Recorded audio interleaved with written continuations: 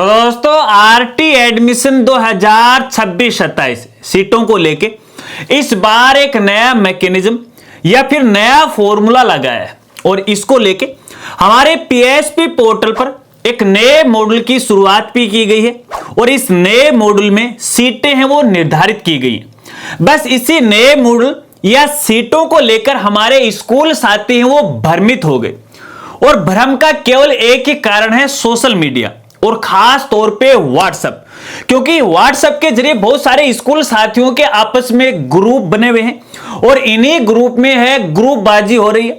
इन ग्रुपों के अंदर यह बोला जा रहा है कि इस बार आरटी की सीटें हैं वो फिक्स हो गई। जितनी सीटें पोर्टल पे दिखाई दे रहे हैं उससे एक भी ज्यादा है एडमिशन आरटी के तहत नहीं होंगे।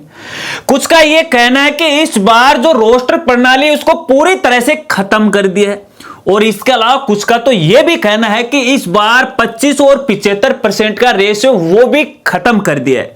तो क्या सच है क्या झूठ है, इस वीडियो में पूरा खुलासा मैं करके आपको दिखाने वाला हूं और किस तरह से इस बार आरटी के तहत एडमिशन होने वाले हैं, किस तरह से ये सीटें निर्धारित होने वाली हैं वगैरह वगैरह, यानी ए से लेके जेड तक कंप्लीट जानकारी से आपको रूबरू करवाऊंगा। तो जाहिर सी बात है वीडियो थोड़ी लंबी जरूर होगी। अब कितनी लंबी होगी भैया मुझे खुद ही मालूम नहीं है, क्योंकि मैं जब भी वीडियो बनाता हूं तो कोई भी स्क्रिप्ट है वो नहीं लिखता हूं। जो मेरे दिमाग में आया, जो मैंने जाना, जो मैंने सीखा वो आपके सामने वो पेश कर दिया, इसलिए वीडियो के साथ वो आप बने रहे। नमस्कार साथियों, मैं हूं आपका अपना साथी राजगुरु जी।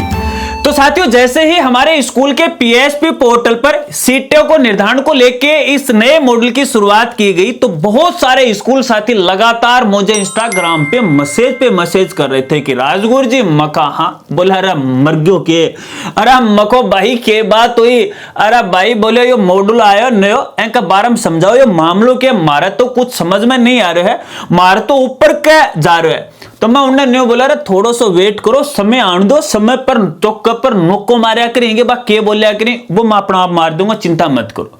वेट मैं इसलिए करा रहा था कि मैं यहां पे देख रहा था कि हमारे स्कूल साथियों के जो संगठन के जो उच्चाधिकारी हैं कई बार इस तरह के लफड़े उफड़े हो जाते हैं, नई चीज आ जाती है या और कोई चीज आ जाती है और खास तौर पे आरटी को लेके है तो बहुत सोशल मीडिया पे ऑडियो वीडियो डालते हैं।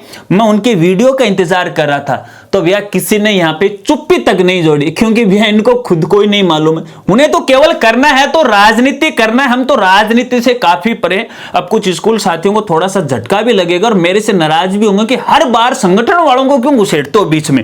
अरे आपकी जो समस्या है ना, भी ये जो समस्या आ रही है इनकी वजह से आ रही है, मैंने कई बार आपको यहाँ पे बताया।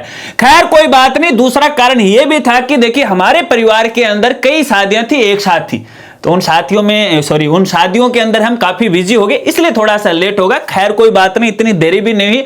अब आपको पूरी तरह से मैं आपको समझाऊंगा। चलिए इस नए मैकेनिज्म को समझने के लिए सीधा मैं आपको पीएसपी पोर्टल पर लेकर चलता हूं, क्योंकि यहां से यदि अपन शुरुआत करेंगे तो लास्ट तक है आप अच्छी तरह से वो समझ पाएंगे, क्योंकि इसके पीछे कई कहानी है, कई रूप हैं, सारे आपको मैं बताऊंगा। चलिए साथ साथ में आपको यहां पे हमारी जो पीसी की स्क्रीन है वो आप देखते रहेगा। मैं ऑलरेडी यहां पे देखिए किसी एक स्कूल की आईडी में लॉगिन हो चुका हूं। जब आप अपने स्कूल की आईडी में लॉगिन होते हैं तो यहां पे देखिए आरटी प्रवेश का एक मेनू आपको मिलता है और इसी में देखिए सबसे ऊपर आपको देखने को मिल जाएगा विद्यालय में आरटी सीट रिपोर्ट। इस वाले ऑप्शन पे आपको यहां पे क्लिक करना है। जैसे आप इस पे क्लिक करोगे, क्लिक करने के बाद यहां पे देखिएगा अभी ये पोर्टल थोड़ा सा यहां कम ही चल रहा है, क्या हो गया इसको, चलिए थोड़ा सा वेट कर लेते हैं। अरे भाई चलो चलो, हाँ चल गया।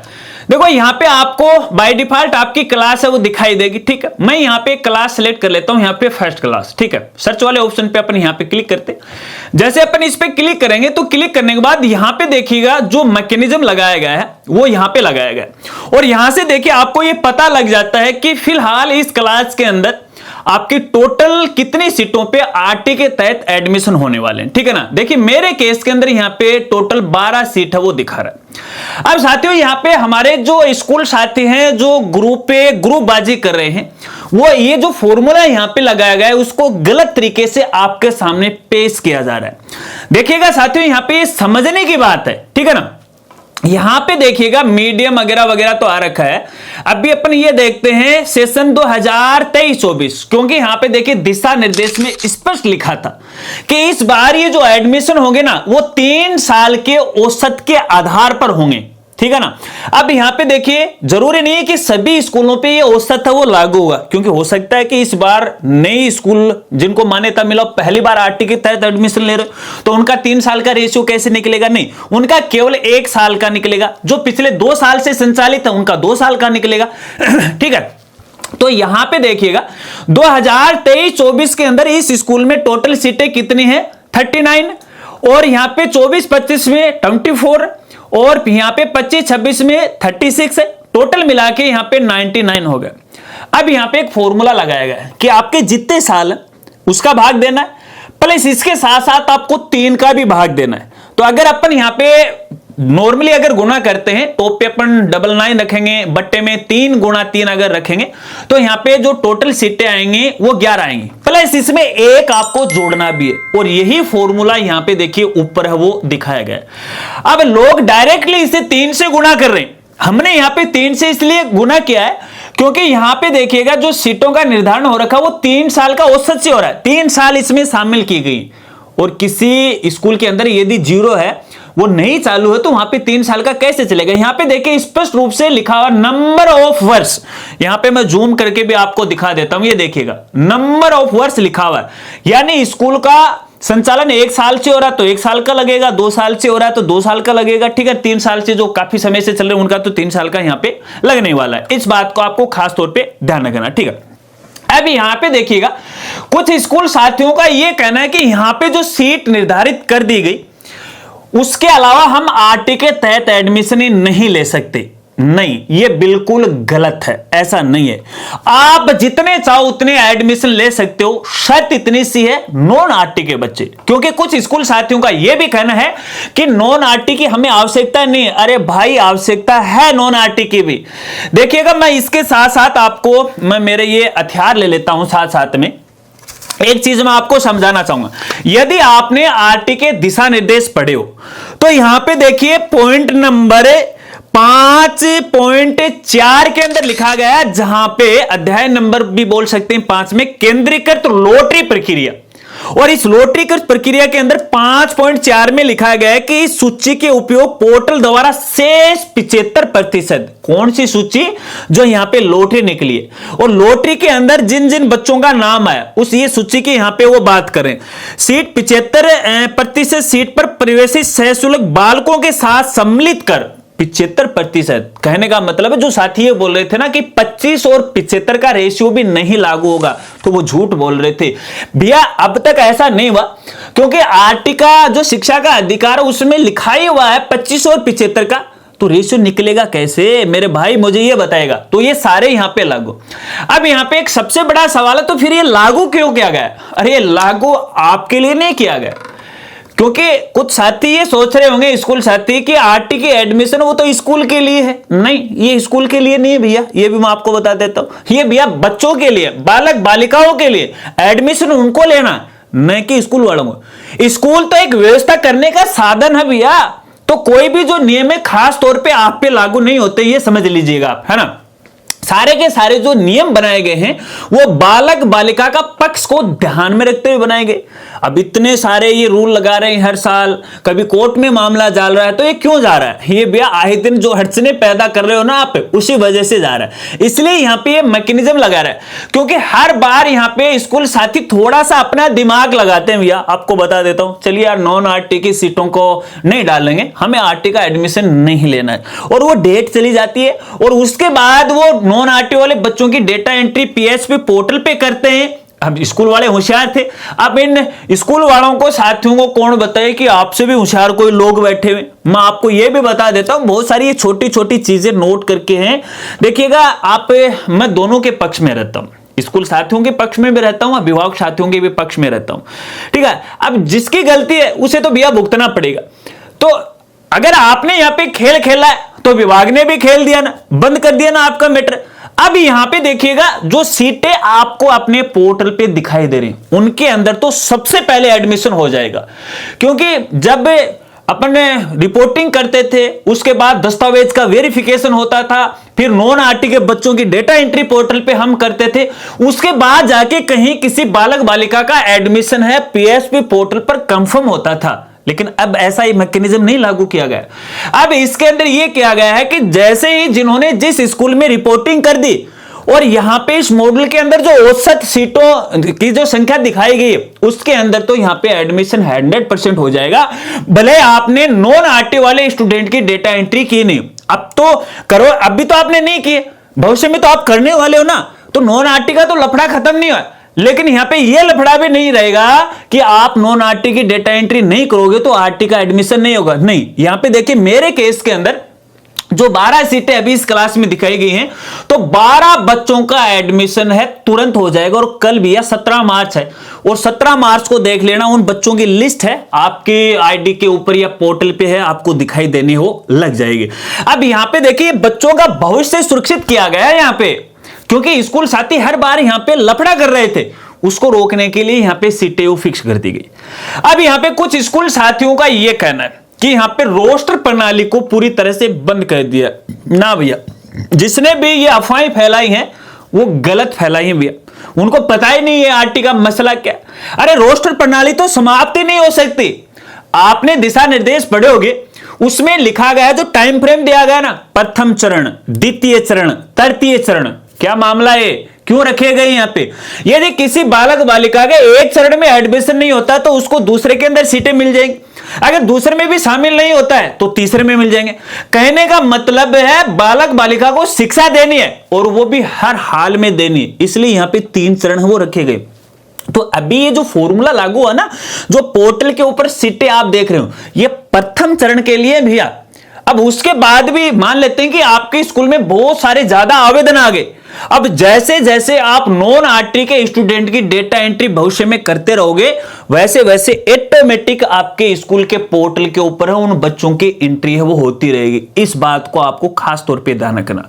एक बात मेरे को यहां पे याद आ गई स्कूल साथियों के लिए, देखिएगा एसआर की डेटा एंट्री करना मत भूलिएगा नए सेशन की, ठीक है ना। नए सेशन की आपको डेटा एंट्री करनी है ताकि एसआर ऑटोमेटिक है वो पोर्टल वो लेता रहे, ठीक है। ये बात तो फाइनल हो गई। अब यहां पे देखिए कुछ स्कूल साथियों का ये कहना है कि अभी ये जो सीटें निर्धारित की गई हैं, अब उसके बाद अपन एडमिशन नहीं ले सकते। नहीं, बिल्कुल देखिए आपके हाथ में कोई नहीं, कोई भी स्कूल साथी है ये नहीं कह सकता कि इसके आगे अपन एडमिशन नहीं ले सकते। आपके पास भैया अथॉरिटी क्या, मुझे ये बताएगा। सब कुछ तो इस पोर्टल बाबा ने कर रखा है, आपको तो देखना है सिर्फ, बस आप तो वो टीवी देखते ना पुराने जमाने में, आजकल तो लोग कम देखते हैं, बस आपको देखना है कि पोर्टल क्या करेगा, जो उस पे आ रहा है वो सच यहां पे आ रहा है, वैसा का वैसा ही आपको यहां पे करना पड़ेगा। बाकी अपनी तरफ से कोई भी दिमाग आपको नहीं लगाना, जितना आप दिमाग लगाओगे उतना फंसोगे। दूसरी बात यहां पे देखिएगा, अभी ये जो सीटें निर्धारित की गई है, अब देखिए कई स्कूल साथियों की मेरे पास शिकायतें आ रही थी कि सर मेरे क्लास के अंदर इतने स्टूडेंट थे लेकिन फिर भी यहाँ पे रेशियो कम बैठ रहा है। तो भैया पिछली बार आरटी का जो स्टूडेंट का एडमिशन हुआ था उसको भी थोड़ा सा ध्यान रखिएगा, उसके आधार पर भी इसके अंदर बैकएंड में बड़ा एक फॉर्मूला को यूज किया गया, जो स्क्रीन पे आपको दिखाया गया ना इसमें थोड़ा सा कम ही दिखाया गया, बैकएंड में आपको नहीं पता वो क्या किया गया। तो अभी यहाँ पे देखिए जो सीटें कुछ साथियों कहने की सीटें निर्धारित हो गई, इस आधार पर सीटें निर्धारित नहीं है, ये केवल एक अनुमान है आपके लिए कि आपके स्कूल में है लगभग अपन 12 का रेशियो ले लेते हैं यहाँ पे, तो 12 तक आपके बच्चों की डेटा एंट्री हो जाएगी, अब एडमिशन यहां पे हो जाएगा। अब इसका मतलब ये नहीं कि केवल 12 तक ही करोगे, यदि नॉन आरटी के स्टूडेंट की संख्या ज्यादा चली जाती है, मान लो 50, 60, 200 चली जाती है, तो उसके आधार पर रोस्टर प्रणाली को यूज करते हुए यहां पे एडमिशन होते रहेंगे, ठीक है। इस बात को भी आपको खास तौर पे वो ध्यान रखना। आशा रखता हूं अब आप अच्छी तरह से वो समझ गए, वीडियो थोड़ी लंबी है वो बन गई, खैर कोई बात नहीं। फाइनली मैं ये कहना चाहूंगा सभी स्कूल साथियों को, देखिएगा एक तो फिलहाल जो पोर्टल पे आपको सीटें प्रदर्शित हो रही हैं वो सीटें प्रथम स्तर के लिए है, वो फिक्स सीटें, यानी यहां तक के बच्चे आपके होने। हाँ, एक और मेरे बात ध्यान में आ गई, बाद में मैं भूल जाऊंगा। अगर मान लेते हैं कि यहां पे फिलहाल आपकी जो सीटें दिखा रहा है वहां पे 10 सीटें दिखा रहा है पोर्टल के ऊपर, ठीक है, और आपने नॉन आरटी के बच्चों की अभी तक डेटा एंट्री नहीं की, और भविष्य में हमारे पास ये कोई गारंटी नहीं होती है कि कल नॉन आरटी के बच्चों का एडमिशन 10 का होगा, 20 का होगा या फिर 50 का होगा, ये संभावना ही होती है, हमें खुद को ही मालूम नहीं होता।